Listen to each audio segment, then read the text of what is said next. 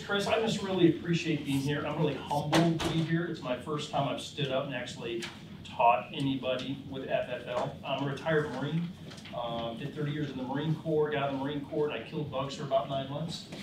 And I was like just looking for the right career after the Marine Corps, but I was really stressed out. And then I ran into a guy named Tim and Tricia. They kind of introduced me to this a little bit, and then I started kind of looking at the opportunity, and as I explored it more, I really liked the idea.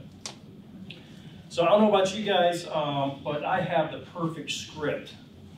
We all have the perfect script, right? Yeah. Okay, so it's kind of a funny term. It's like you said, acting a little bit, right? Script is like you give an actor a script and they read from it.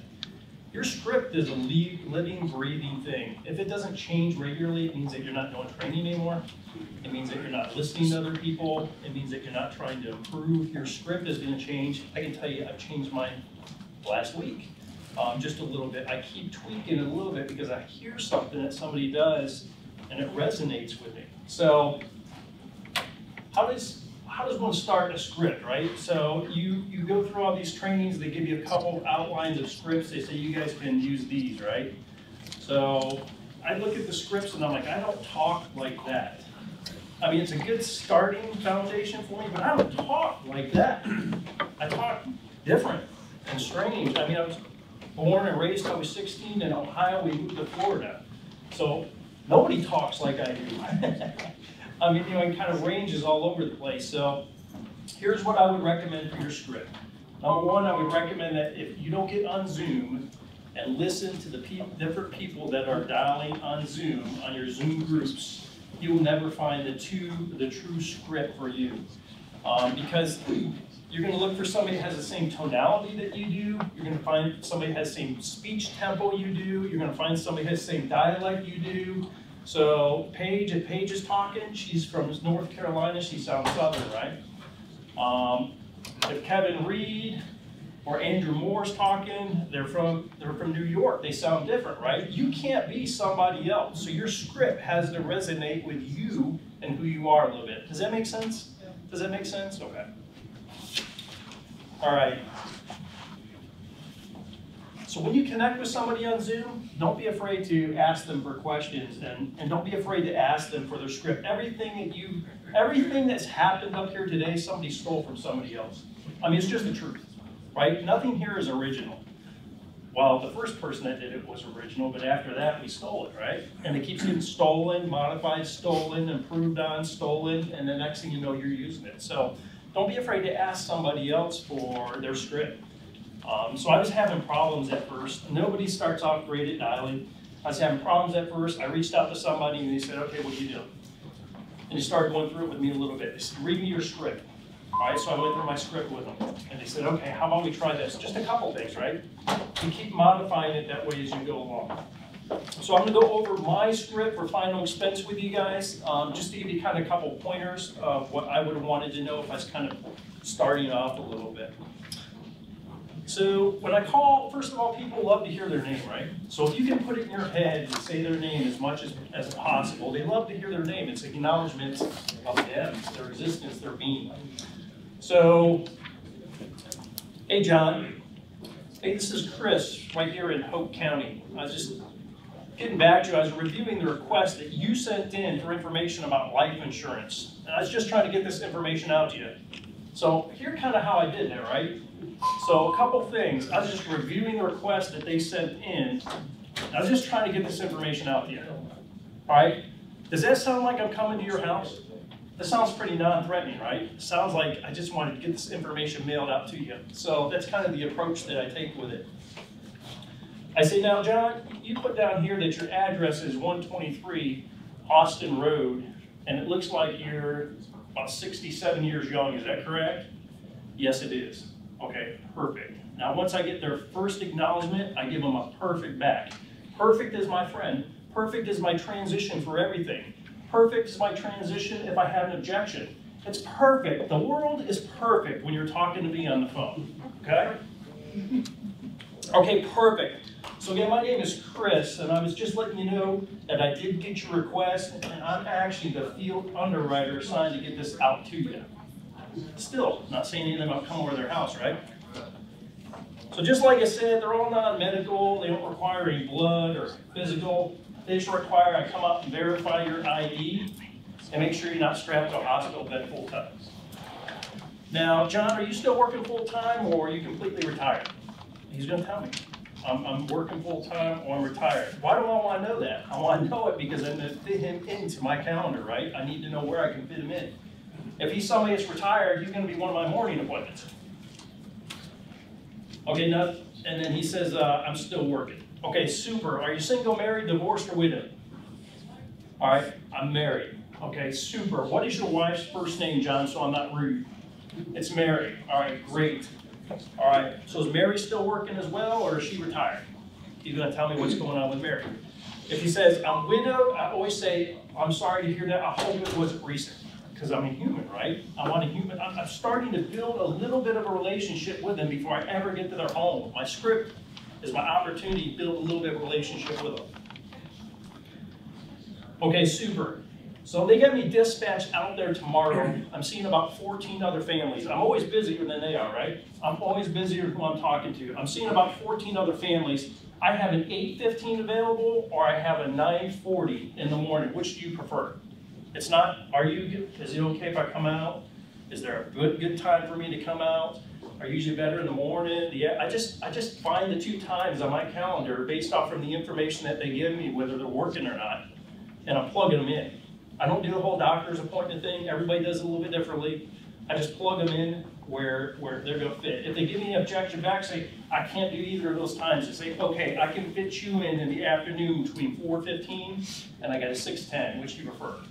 And I pick the two times, all right? And then I book the times. All right, John, just so I don't get lost, what color is your house? These are called tie downs, right? What color is your house? Okay, it's white. All right, super. And the numbers, are they on your box or are they on your house? They're on my box. Okay, great. Can I park in the driveway or do I need to park along the street? Actually, I had somebody tell me you can park in the driveway as long as your car doesn't leak. I heard that before. I said, okay. I said, do you have any large dogs that I'll need to run from? I got kind of short legs. And they'll tell me, yes, I have a dog. Okay, is he a licker or is he a biter? I'm just trying to build a little bit of rapport, right? I want him thinking about me coming to his home. He's got to visualize it a little bit because chances are he's going to remember it a little bit better that way.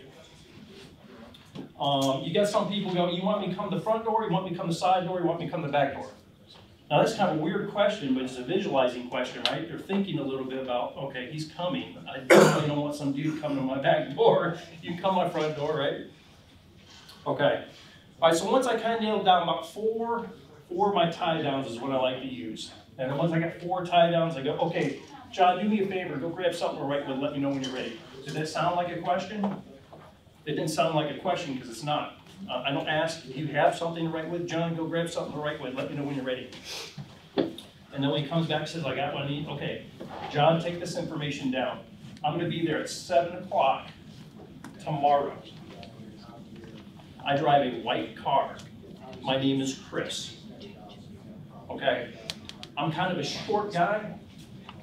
You don't have to write this down, John. I'm kind of a short guy. I got hair in the front, my wife teases, there's none in the back, so you can recognize me that way, okay? And I'll put a little bit of laughter in there too, right? Still building that rapport a little bit. And now they're looking for the funny looking guy. It's got like a horseshoe on his head coming toward their house, right? All right. Last thing I say, all right, John, write this down. Take down this code. It's M as in Mary, M as in Mary, and the number 7. So MM7. John, that's for your safety. So if somebody shows up at your house and they don't know that code, you can take that shotgun from behind the door and do what you do, okay? And then again, they'll laugh a little bit loud.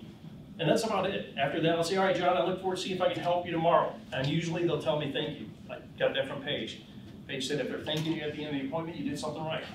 So I'll get the thank you at the end, and that'll kind of wrap that up. So any questions on how I handle, that's final expense. Any final expense appointment?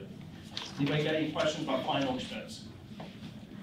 Okay, so the only difference between final expense and mortgage protection, it's almost identical, guys, except there's 3 sentences that are different. So it's going to sound a little more like this for mortgage. So John, Hey, this is Chris here in Hope County. I'm getting back to you about the mortgage protection request you sent in a couple days ago. That's for your mortgage on 112 Neller Lane in the amount of $430,000. Looks like you put down your date of birth, and same thing, right? Exact same thing. I'm just calling about the mortgage, so I tell them the mortgage amount, the address of the mortgage, and everything else can be the same. Not hard, right? Okay, objections. Who's ever got any objections on the phone? You guys are all doing something wrong. Okay, easiest thing to do is let you hit me with the objections. So, hit me. Already got it. Already got it, perfect. That's exactly why I'm calling, Dom. I'm actually the manager for your area. So my job is to come out and make sure my guys set you up in the right position.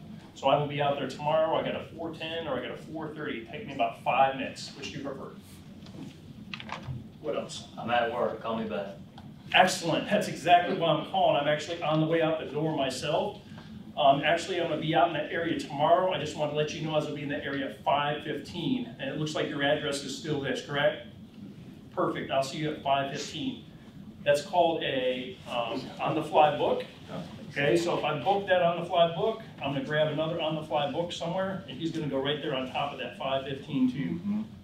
So that way I have a chance between the two of them, I'll probably get them all for an appointment. Already have insurance through work. Perfect, that's exactly why I'm calling. So the reason that most people fill out these forms is because insurance through work doesn't count when you pass or when you leave that job, or when you get fired from that job, it's not gonna come with you. So I actually come out and I show you state regulated programs. My job is simply drop you the information by.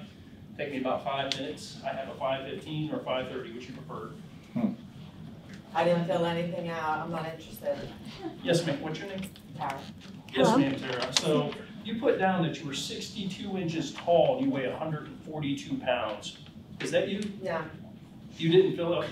No. That's Hey, then you chalk it up, right?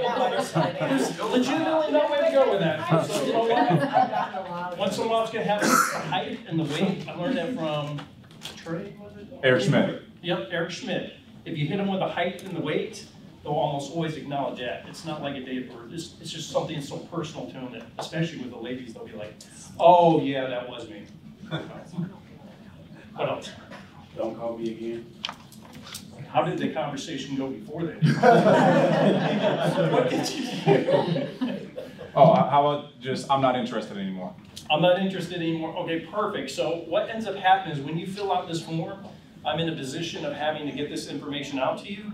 Most people prefer that I make an appointment with them to do that. If you prefer, I can pass this on to the door knock department. They'll just show up randomly, but I'm gonna actually be in that area tomorrow between 5:15 and 5:30. Okay. So, hold on. If everybody, you heard that, right? Right. Now, the question is, will you do it? Say it again.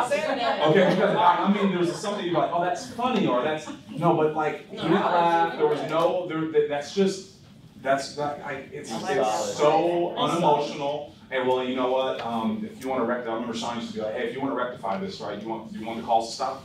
Yeah, all right, let's rectify the situation. I didn't even know what rectify meant, but I'm sounded really good. I heard him saying it, and I was like, I'm gonna start saying rectify. All right, so you remember that?